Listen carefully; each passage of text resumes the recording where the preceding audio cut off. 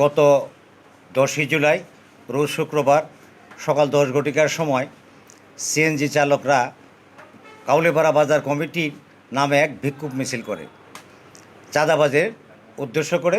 আমরা নাকি চাঁদাবাজি করি, এটা আমরা তার তীব্র প্রতিবাদ জানাই। এটা উদ্দেশ্য প্রণোদিত রাজনৈতিক এবং সামাজিক ব্যক্তিগত আক্রোশের কারণে এরা কিছু কিছু সিএনজিওয়ালাদেরকে উদ্বুদ্ধ করে। আমরা অনেকের কাছ থেকে শুনেছি যে আমাদেরকে ডেকে আনা হয়েছে যে তারা 10,000 করে চাঁদা চায়, তোমরা যদি না থাকো তাহলে তোমাদেরকে দিতে হবে, এরকম অনেক কিছু বলে আমাদের নামে যে অভিযোগটা করেছে এটা সম্পূর্ণ মিথ্যা। এটা আমি আশা করব প্রশাসন সঠিকভাবে তদন্ত করে আইনগত ব্যবস্থা নেওয়ার জন্যে। এবং আমরা এর সাথে আরও জানাই যে কাউলেপাড়া থেকে সাটুরিয়া অনলি 3 কিলোমিটার জায়গা, তারা 10 টাকা ভাড়া ছিল আগে, এখন সেটাকে 20 টাকা ভাড়া করেছে। আমাদের সাধারণ জনগণ এখানে যাতায়াতে খুব কষ্টসাধ্য। একটা সাধারণ গরিব মানুষের বাচ্চা কাচ্চা সকাল বিকাল যদি 50 টাকা খরচ হয় স্কুলে যাওয়ার জন্যে, এটা কিন্তু একটা গরিব মানুষের জন্য অনেক কষ্টকর।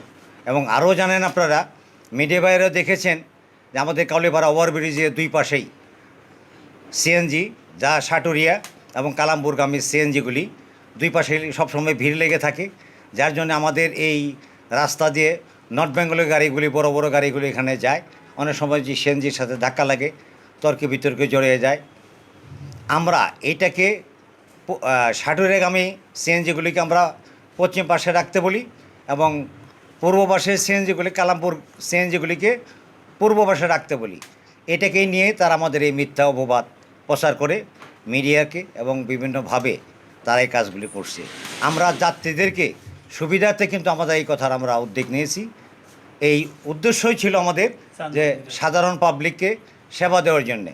যা গাড়িগুলি আপনারা সকালে দেখবেন যে একটা লোক, একটা মহিলা একটা ব্যাগ নিয়ে দাঁড়াইতে পারে না, সিএনজি এসে তাদেরকে ধাক্কে সরিয়ে দেয়, হরন দিতেই থাকে।